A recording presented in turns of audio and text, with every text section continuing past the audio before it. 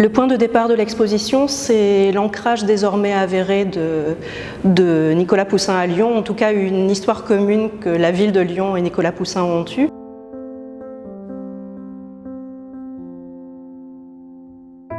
Les visiteurs de l'exposition Poussin et l'amour vont découvrir des œuvres réalisées par Nicolas Poussin tout au long de sa carrière. Le parcours débute ainsi par l'œuvre la plus ancienne que l'on connaisse de Nicolas Poussin, La mort de Chioné du Musée des Beaux-Arts de Lyon. L'une des particularités de cette exposition, c'est de montrer beaucoup d'œuvres conçues dans les années 20, au lendemain de l'installation à Rome, donc des œuvres qui sont peu connues, qui pour certaines ont intégré le corpus de l'artiste à une date assez récente. Et c'est un Nicolas Poussin très séduisant et séducteur que nous proposons d'envisager à travers cette exposition.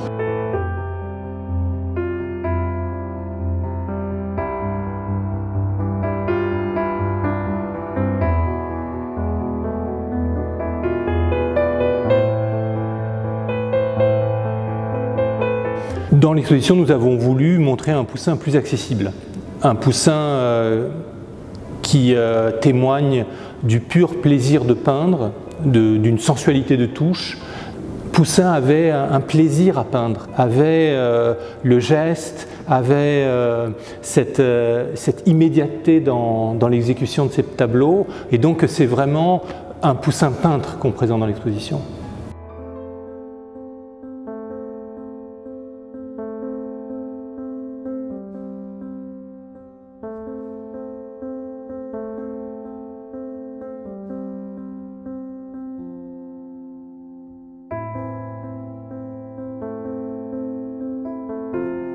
Et donc il va relater en quelque sorte, vous voyez, les grands temps de la mythologie, les plus belles fables de la mythologie, en s'inspirant des métamorphoses d'Ovide, Écho et Narcisse, Apollon et Daphné, Acis et Galatée, et tant d'autres histoires d'amour. Quelle est la fable qu'il a le plus chérie? C'est celle d'Apollon et Daphné. Pourquoi Apollon et Daphné? Pourquoi ce sujet qu'il a trituré? Apollon et Daphné, c'est la première histoire d'amour des fables amoureuses d'Ovide.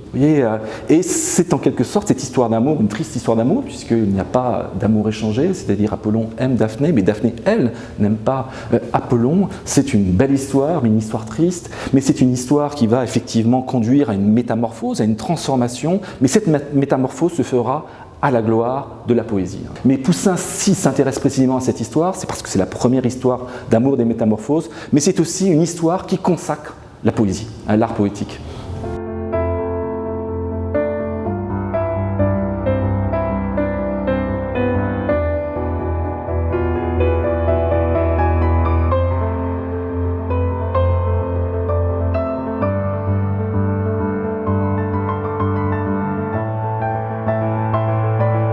Quels sont les clients admirateurs de cette peinture licencieuse du XVIIe siècle?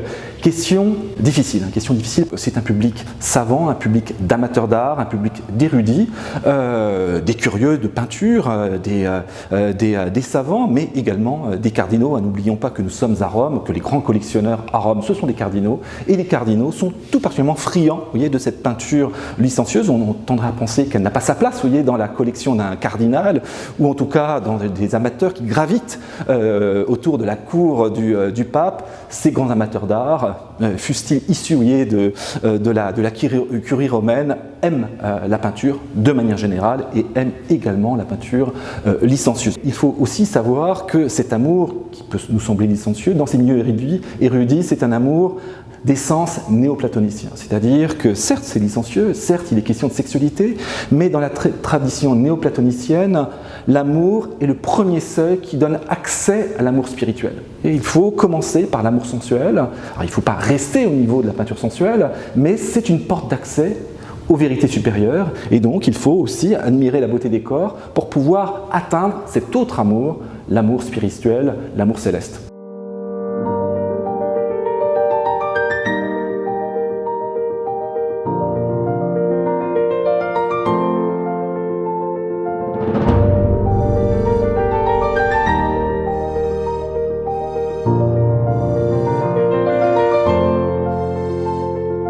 faut se replacer dans le contexte de l'époque. C'est un contexte de réforme catholique. Donc on est dans une Europe de reconquête religieuse, donc dans une Europe très prude.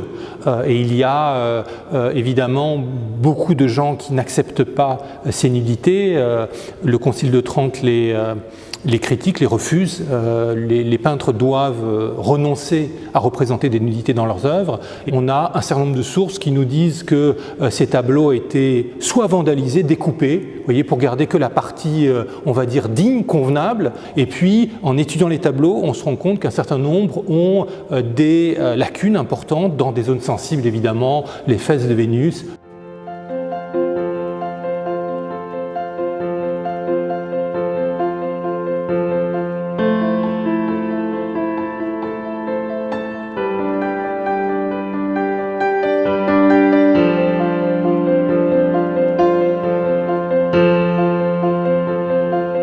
Donc là, nous sommes face à l'une des œuvres les plus érotiques de Poussin. On est vraiment là au cœur du Poussin érotique.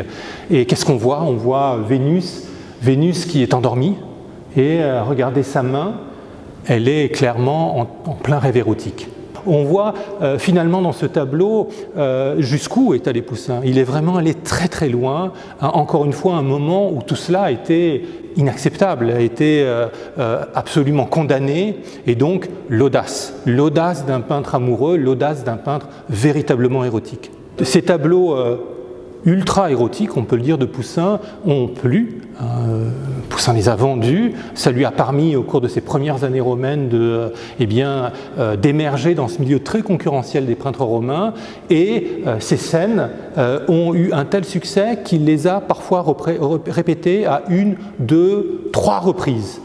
Donc là aussi, il faut casser le mythe du Poussin qui ne se répète jamais, il le dit lui-même, et c'est vrai dans une certaine mesure parce que chacune des versions a des différences, c'est plus des variations que des répétitions, mais ce sujet, on le retrouve plus ample, plus développé, le paysage acquiert davantage d'importance dans une composition qui est aussi à l'exposition, qui est conservée à la Kunsthaus à Zurich et qui montre effectivement les mêmes personnages.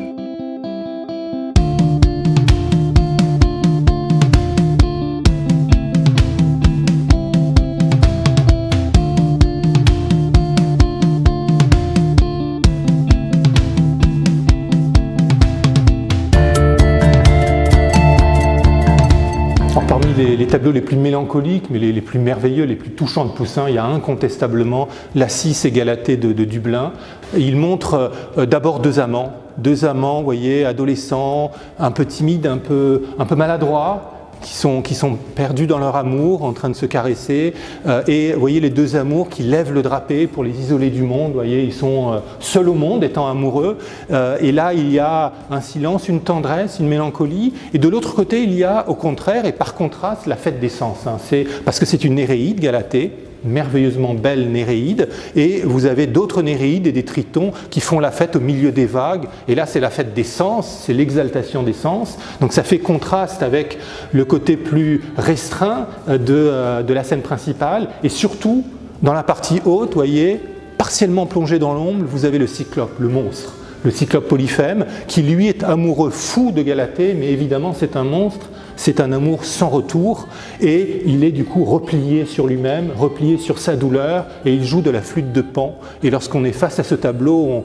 on est frappé par le contraste, par sa tristesse, on croit entendre le son grêle de la flûte de Pan, et on pressent une menace. Il y a mélancolie, mais il y a aussi l'ombre de la mort, cette menace car l'épisode suivant, dans le récit des Métamorphoses d'Ovide dont Poussin s'inspire, raconte que après la tristesse, il y aura le déchaînement de la fureur, et donc le Cyclope va tuer son rival en l'écrasant sous un rocher. Donc on sait que l'aboutissement de cette scène, si belle, si mélancolique, c'est la mort.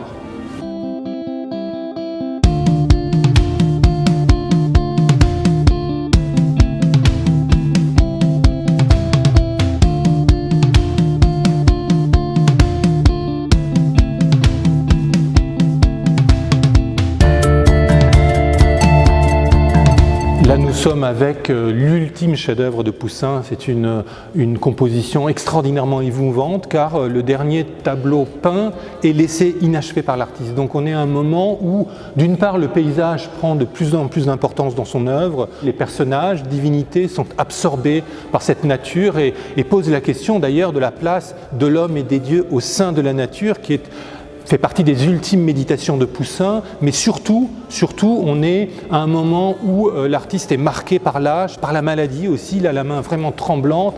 C'est particulièrement visible sur les dessins, vous voyez le trait qui est interrompu, qui zigzague, il n'arrive plus à maîtriser sa main, et on le voit également sur les peintures où il n'arrive plus à poser les touches, il n'arrive plus à avoir la précision voulue. Chaque coup de pinceau lui demande un effort, et il fait cet effort. Et on le voit, on le surprend en regardant, en s'approchant de ce tableau, en train de lutter avec lui-même, en train de lutter avec la maladie pour produire un tout dernier chef-d'œuvre. Mais on a de nouveau une vision très mélancolique, très triste d'un artiste qui est arrivé évidemment au bout du parcours et on le lit dans ses lettres, sa toute dernière lettre, il écrit « Je n'ai plus maintenant qu'à poser mes pinceaux, je n'ai plus maintenant qu'à mourir ». Donc on est vraiment, voilà, l'artiste face à la mort qui livre son ultime chef-d'œuvre.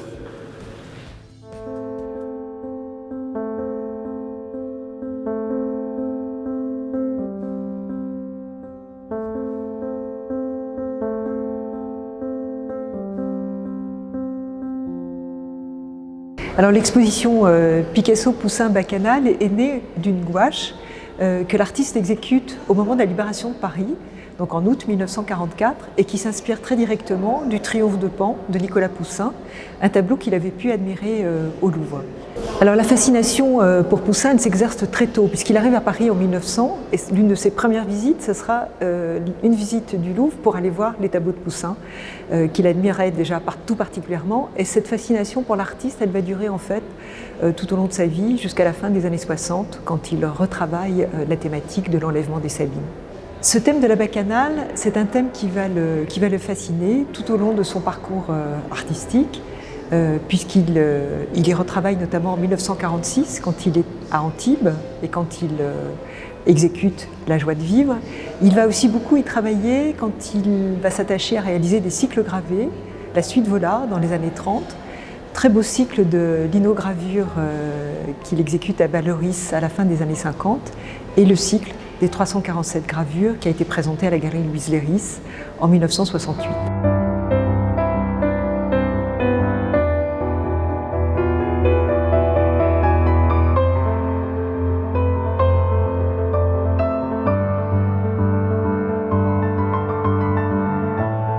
Cette gouache aquarelle, elle est importante pour nous car elle va lancer en fait tous les grands cycles de variations d'après les maîtres. Avant elle, Picasso s'était déjà essayé à travailler d'après les frères Lenain, d'après Grunewald. Après elle, il s'intéressera à Manet, à Delacroix, à Velázquez. Et ce que je trouve de tout à fait passionnant dans cette exposition, c'est qu'on voit comment l'artiste arrive à créer un langage tout à fait moderne, tout en empruntant à l'Antiquité et à Nicolas Poussin.